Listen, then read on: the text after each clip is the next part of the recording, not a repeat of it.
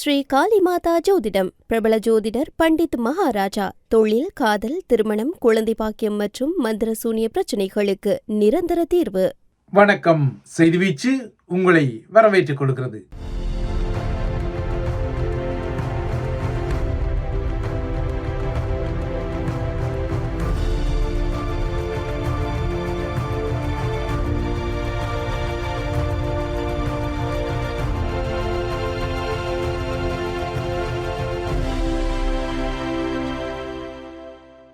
இன்றைய செய்தி வீச்சிலும் இலங்கை மற்றும் மத்திய கிழக்கு நிலவரங்கள் காத்திருக்கின்றன.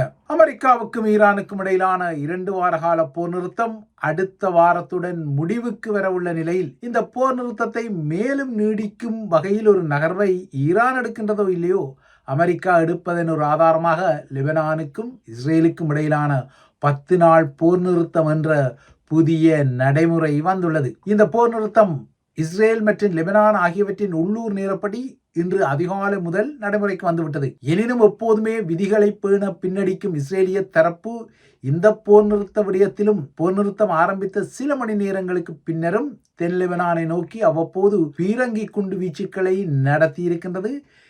லெபனானின் மீதான இந்த தாக்குதல் போர் நிறுத்தத்தை மீறும் ஒரு நகர்வென லெபனான் அரசாங்கம் இன்று காலை குற்றம் சாட்டியிருக்கின்றது. எனினும் போர் நிறுத்த அறிவிப்புக்கு பின்னர் இஸ்ரேலிய போர் விமானங்கள் தமது குரூரமான வான்வழி தாக்குதல்கள் எவற்றையும் இதுவரை லெபனான் மீது நடத்தவில்லை என்பதும் இன்னொரு விடயம். தெற்கு லெபனானில் உள்ள நிலைகளில் இருந்து இஸ்ரேலிய படைகள் பின்வாங்காதன அதன் பிரதமர் பெஞ்சமின் நெத்தன்யாகு கூற, தாக்குதல்களுக்கு பதிலடி கொடுக்கும் உரிமையை தங்கள் அமைப்பும் கொண்டுள்ளதாக இஸ்ரேலின் கருத்துக்கு ஹெஸ்புல்லா அமைப்பும் பதிலடியாக கூறியுள்ளமை போர் நிறுத்தத்தை அச்சப்படுத்தும் புதிய செய்திகளாக இந்த போர் நிறுத்தம் நடைமுறைக்கு வந்த சில மணி நேரங்களுக்கு பின்னரான செய்திகளாக வந்துள்ளன. எனினும் போர் நிறுத்தம் நடைமுறைக்கு வந்த உடனேயே கனரக தானியங்கி துப்பாக்கிகள் மற்றும் RPG உந்துகணைகளை வானில் வெடிக்க வைத்து ஹிஸ்புல்லாக்களில் சில தரப்பு மகிழ்வடையும் நகர்வுகளையும் செய்வதை அவதானிக்க முடிந்தது.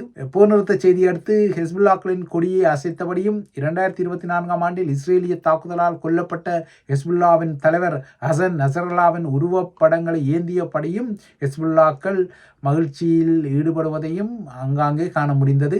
இதேபோல போர் நிறுத்தம் நடைமுறைக்கு வந்துவிட்டதால் இடம்பெயர்ந்த லெபனிய மக்கள் தங்கள் வீடுகளுக்கு திரும்ப தலைப்படும் காட்சிகளும் சமூக ஊடகங்களில் வெளிப்படுகின்றன. இந்த நிலையில் எதிர்வரும் 22ஆம் தேதி முடிவடைய உள்ள ஈரானுடனான போர் நிறுத்தத்தை நீடிக்கும் வாய்ப்புகள் இருப்பதாக இந்த போர் நிறுத்தம் வந்த பின்னர், அதாவது லெபனானுக்கும் இஸ்ரேலுக்கும் இடையிலான போர் நிறுத்தம் வந்த பின்னர் குறிப்பிட்டுள்ள அமெரிக்க அரசு தலைவர் டொனால்ட் ட்ரம்பும் இந்த போர் நிறுத்தம் லெபனானுக்கு ஒரு ஹிஸ்டாரிக் டே எனப்படும் வரலாற்று சிறப்புமிக்க நாள் என வர்ணித்திருக்கின்றார். ஈரானிய ஆதரவு பெற்றுள்ள ஹெஸ்புல்லா அமைப்பும் இந்த நாட்களில் நன்றாகவும் சிறப்பாகவும் நடந்து கொள்வார்கள் என தான் நம்பிக்கை கொள்வதாகவும் ட்ரம்ப் கூறியிருக்கிறார். சில மணி நேரங்களுக்கு முன்னர் நடைமுறைக்கு வந்த இந்த இஸ்ரேலிய லெபனிய போர் நிறுத்தம் 1987ஆம் ஆண்டில் இலங்கையில் இந்தியாவும் ஸ்ரீலங்காவும் செய்து கொண்ட இந்தோ ஸ்ரீலங்கா பீஸ் அக்கோர்ட் எனப்படும் சமாதான ஒப்பந்தம் போலவே தெரிகின்றது. இதுவும் ஒரு வித்தியாசமான போர் நிறுத்தமாகத்தான் இருக்கக்கூடும். ஏனென்றால் இலங்கையில் அன்று விடுதலை புலிகள் அமைப்பும் ஸ்ரீலங்கா இராணுவமும் மோதிய நிலையில் ஸ்ரீலங்காவுக்கும் தமிழர் தரப்புக்கும் இடையில் ஒரு ஒப்பந்தம் மேற்கொள்ளப்பட்டிருக்க வேண்டிய யதார்த்தம் இருந்தாலும் இந்த யதார்த்தத்தை புறந்தொள்ளி ஸ்ரீலங்காவும் இந்தியாவும் இந்த சமாதான ஒப்பந்தத்தை மேற்கொண்டன. இந்தோ ஸ்ரீலங்கா சமாதான ஒப்பந்தம் என்ற அடையாளம் முறையாக நடைமுறைக்கு வராமல் இன்று வரை அது சொதப்பிய கதையைத்தான் இலங்கையருக்கு நினைவூட்டும் பின்னணியில் இப்போது அதே போலவே இஸ்ரேலுடன் லெபனான் போர் செய்யாத நிலையில் இஸ்ரேலும் லெபனானும் ஒரு போர் நிறுத்தத்தை செய்துள்ளன. இஸ்ரேலை பொறுத்தவரை லெபனானுடன் தனக்கு பிரச்சனை இல்லை, ஹெஸ்புல்லாக்களுடன் தான் போர் என கூறியபடி லெபனானில் 2000க்கும் மேற்பட்டவர்களை பலியெடுத்து பல்லாயிரக்கணக்கானவர்களை காயப்படுத்தி 10 லட்சம் மக்களை இடம்பெயர வைத்த நிலையில்தான் இஸ்ரேலுடன் போர் செய்யாத லெபனானுக்கும் இஸ்ரேலுக்கும் 10 நாள் போர் நிறுத்தம் என்ற செய்தி வந்துள்ளது. உண்மையில் இந்த போர் நிறுத்தம் இஸ்ரேலுக்கும் ஹெஸ்புல்லா அமைப்புக்கும் இடையில் தான் செய்திருக்க வேண்டும். என்றாலும் அது சில தொழில்நுட்ப காரணங்களால், இல்லையென்றால் லெபனானை அங்கீகரிக்கக்கூடாது என்ற காரணத்தால் நடக்கவில்லை. எனினும் ஈரானுடனான போர் நிறுத்தத்தை நீடிக்கும் வாய்ப்புகளுக்காக இந்த இஸ்ரேலிய லெபனானிய 10 நாள் போர் நிறுத்தத்தை அமெரிக்கா செய்திருப்பது தெரிகின்றது. இனி இந்த 10 நாள் போர் நிறுத்தத்துக்கு இடையில் ஹிஸ்புல்லாக்களை கட்டுப்படுத்த வேண்டிய நிலை லெபனானுக்கு உள்ளது. இந்த விடயம் சொதப்பிக் கொண்டால் லெபனானும் ஹிஸ்புல்லாக்களும் உரசிக்கொள்ளும் வகையில் ஒரு காட்சி வரக்கூடும். அன்று இந்தியாவுடன் விடுதலை புலிகள் மோதியது போல இந்த மோதலால் அன்று எவ்வாறு இந்தியாவையும் விடுதலை புலிகளையும் மோதவிட்ட மகிழ்வை ஜெயவர்தனா கண்டுகொண்டாரோ அதுபோல ஒரு மகிழ்வை லெபனானும் ஹெஸ்புல்லாக்களும் உரசல் பட்டு கொண்டால் இஸ்ரேலும் கண்டுகொள்ளும் என்பதும் ஒரு யதார்த்தமான நிகழ்தகவான நிலைமையாகும்.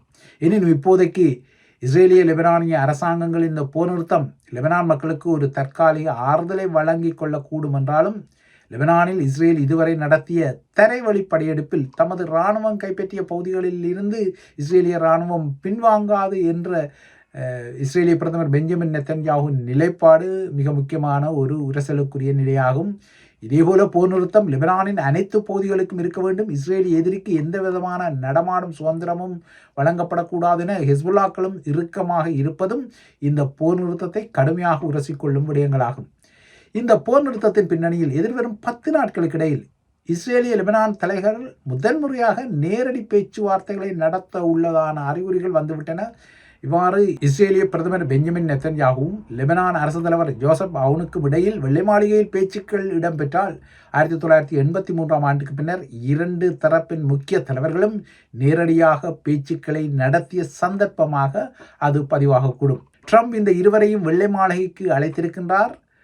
எனினும் இந்த அழைப்பு வெறும் வரை இஸ்ரேலுடன் பேசிக்கொள்ள, குறிப்பாக பெஞ்சமின் நெத்தன்யாஹுவுடன் பேசிக்கொள்ள லெபனிய அரசு தலைவர் அவுன் மறுப்பு தெரிவித்த விடயமும் குறிப்பிடத்தக்க ஒரு விடயம். இதற்கிடையே எதிர்வரும் 22 முடிவடையும் அமெரிக்க இஸ்ரேலிய போர் நிறுத்தத்தை நீடிக்கும் முயற்சிகள் மறுபுறத்தை தீவிரமடைகின்றன. ட்ரம்புடன் நெருங்கிய தொடர்பு கொண்ட பாகிஸ்தான் இராணுவ தளபதி நேற்று தெஹ்ரானுக்கு பறந்து ஈரானிய தலைவர்களை சந்தித்து இந்த 2ஆம் கட்ட பேச்சுக்களை நடத்த வேண்டிய முக்கியத்துவம் குறித்து ஆலோசனை செய்திருப்பதாக தெரிகிறது. இந்த அவசரகால ராஜதந்திர நடவடிக்கைகள் இறுதியில் ஒரு உடன்படிக்கைக்கு வழிவகுக்கும் என கருதப்பட்டாலும் அதில் நிச்சயமற்ற நிலைமை நீடிக்கின்றது. இந்த பதிவு பதியப்படும் வரை அமெரிக்க ஈரான் பேச்சுவார்த்தைகளின் 2ஆம் சுற்று பேச்சுக்களுக்கு நாள் குறிப்பிக்கப்படவில்லை. இன்று அல்லது நாளை இந்த பேச்சுக்கள் இடம்பெறும் என முன்னர் டொனால்ட் ட்ரம்ப் தெரிவித்துக் கொண்டாலும் அவை நடக்கவில்லை என்பதும் குறிப்பிடத்தக்கது.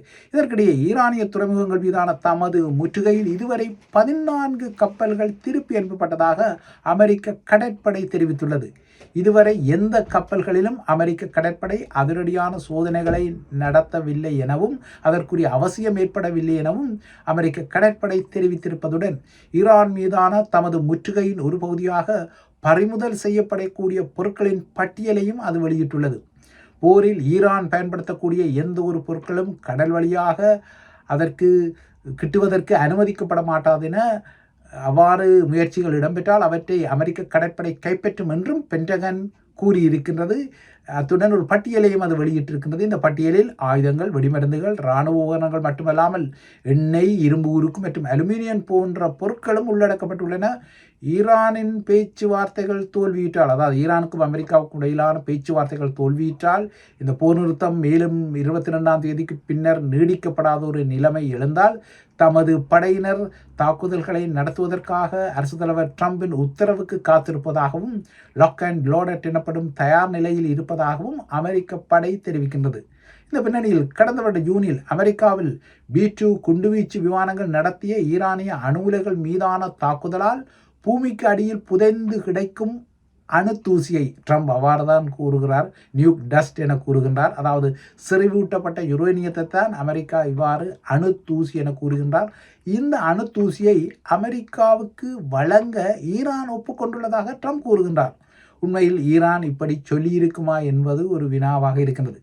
இதற்கிடையே ஈரானுக்கும் அமெரிக்காவுக்கும் இடையில் பாகிஸ்தான் தலைநகர் இஸ்லாமாபாத்தில் ஒரு ஒப்பந்தம் கைத்தெழுத்தானால், இல்லையென்றால் அதற்குரிய ஒரு நிலைமை உருவானால் தான் பாகிஸ்தானுக்கு பயணப்படுவேன் என குறிப்பிடும் ட்ரம்ப் தற்போதைய சமாதான அனுசரணை முயற்சிகளில் பாகிஸ்தானின் படைத்தளபதியாக உள்ள ஃபீல்ட் மார்ஷல் சிறப்பாக செயல்பட்டுள்ளதாக பாராட்டி இருப்பதையும் அவதானிக்க வேண்டும். ஏற்கனவே கூறியது போல ட்ரம்பும் பாகிஸ்தான் இராணுவ தளபதியும் நெருங்கிய தொடர்புகளில் இருக்கும் இருவர் என்பது குறிப்பிடத்தக்கது. டொனால்ட் ட்ரம்பும் சரி, ஈரானிய தரப்பு சரி, தத்தமது தரப்புகளில் சூளுரைகளை மாறி மாறி விடுத்து கொண்டாலும் 2 தரப்புக்குமே இந்த போரை தொடர்ந்து நடத்துவதில் சவால்கள் இருக்கத்தான் செய்கின்றன. ட்ரம்பை பொறுத்தவரை ஈரானுடனான போரின் கால அளவை குறைத்து காட்ட தலைப்படுகின்றார். மிக விரைவில் ஈரான் போரில் தான் வெற்றியடைய போவதாக அவர் திருப்பி கூறினாலும் கள நிலவரங்கள் இல்லைன்னா கள யதார்த்தங்கள் அதற்கு மாறான சாத்தியப்பாடுகளை காட்டுகின்றன. இதற்கிடையே அமெரிக்க பொதுமக்களிடையே இந்த போரால் அதிருப்தி வளர்வதையும் ட்ரம்ப் உணராமல் இல்லை.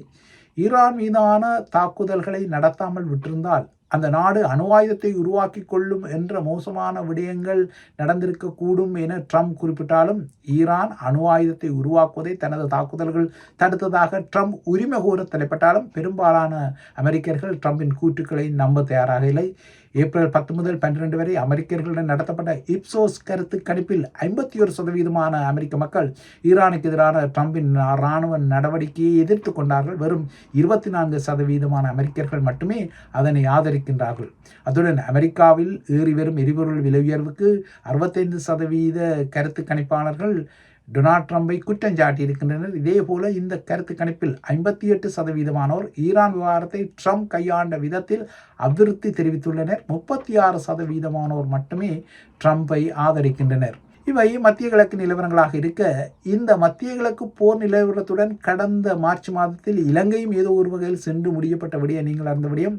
மார்ச் மாத ஆரம்பத்தில் இலங்கை கடல் எல்லை கப்பல் ஈரானிய போர்க்கப்பலான தெனா அமெரிக்க நீர்மூழ்கி கப்பலால் மூழ்கடிக்கப்பட்ட நிலையில் இந்த தாக்குதலில் உயிர் தப்பிய 32 பேர் உட்பட 200க்கும் மேற்பட்ட ஈரானிய கடற்படையினரும் இந்த வாரம் ஈரானுக்கு திரும்பி இருந்தனர். கட்நாயக்க ஊடாக இவர்கள் திருப்பி அனுப்பப்பட்ட நிலையில், அதாவது திரும்பி சென்ற நிலையில் திருமலைக்கு கடந்த வாரம் கட்டி இழுத்து செல்லப்பட்டது ஈரானிய போர்க்கப்பல். அந்த போர்க்கப்பலை பராமரிக்கவென 15 ஈரானிய மாலுமிகள் மட்டுமே தற்போது இலங்கையில் தங்கியுள்ளனர். ஈரானுக்கு திருப்பி அனுப்பப்பட்ட இந்த கடற்படையினர் மீண்டும் ஈரானிய கடற்படையில் இணைந்தார்களா என்பது குறித்த கவனத்தை தற்போது மேற்குலக ஊடகங்களும் எடுக்கின்றன. இதேபோல அமெரிக்க புலனாய்வுகளும் இந்த கடற்படையினர் ஈரானிய கடற்படையில் இணைந்து கொண்டார்களா, போருக்கு அவர்கள் தயாராகின்றனரா என்ற விடயத்தை முகர்ந்து பிடிப்பதில் ஆர்வப்படுகின்றன.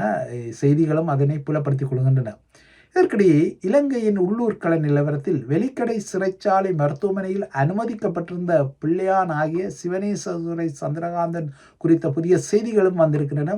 கடந்த வருடம் ஏப்ரலில் கைது செய்யப்பட்ட பிள்ளையான் 1 வருடம் கடந்தும் தடுப்பு காவலில் தான் உள்ளார். அந்த காவலில் வைத்து அவர் விசாரிக்கப்படுகின்றார். ஈஸ்டர் குண்டு தாக்குதல் சதி உட்பட்ட பல பரபரப்பான விடயங்கள் பிள்ளையானை சுற்றியுள்ள நிலையில் பிள்ளையான் கடந்த சில நாட்களுக்கு முன்னர் வெலிக்கடை சிறைச்சாலையில் இருந்து சில பாதுகாப்பு காரணங்களை அடிப்படையாக கொண்டு கண்டி தும்பரை சிறைச்சாலைக்கு மாற்றப்பட்டார். இதன் பின்னர் என்ன தெரியவில்லை, மீண்டும் அவர் வெலிக்கடை சிறைச்சாலைக்கு கொண்டு செல்லப்பட்டு தனி சிறையில் அடைக்கப்பட்டார், தனி கவனிப்புக்கு உள்ளாக்கப்பட்டார். இந்த தனி கவனிப்பு குறித்து உள்ளூரில் பிள்ளையான் குறித்த கதைகள் பரவியிருந்தன. பிள்ளையானுக்கும் உள்ளூர் அச்சம் ஏற்பட்டது. இந்த தனி கவனிப்பில் தனக்கு ஏது நடக்கலாம் என்பதால் தனக்கு எந்தவித சிறப்பு பாதுகாப்புகளோ தனி அறைகளோ தேவையில்லை என்ற கோரிக்கையை முன்வைத்து இந்த வாரம் அவர் உண்ணாநிலை போராட்டம் என்று சிறைக்குள் நடத்திய நிலையில்தான் நேற்று அவர் வெலிக்கடை சிறைச்சாலை மருத்துவமனைக்கு மாற்றப்பட்ட விடயம் உற்று நோக்கப்படுகின்றது. உண்மையில் இந்த நகர்வுக்கு என்ன காரணம் என்பது இதுவரை தெரிய வரவில்லை. ஆனால் இது ஒரு முக்கியமான விடயமாக சுற்றி சுழற்கின்றது. இவைதான் ஐபிசி தமிழின் செய்திவீச்சு. தொடர்ந்தும் ஐபிசி தமிழுடன் இணைந்திருங்கள்.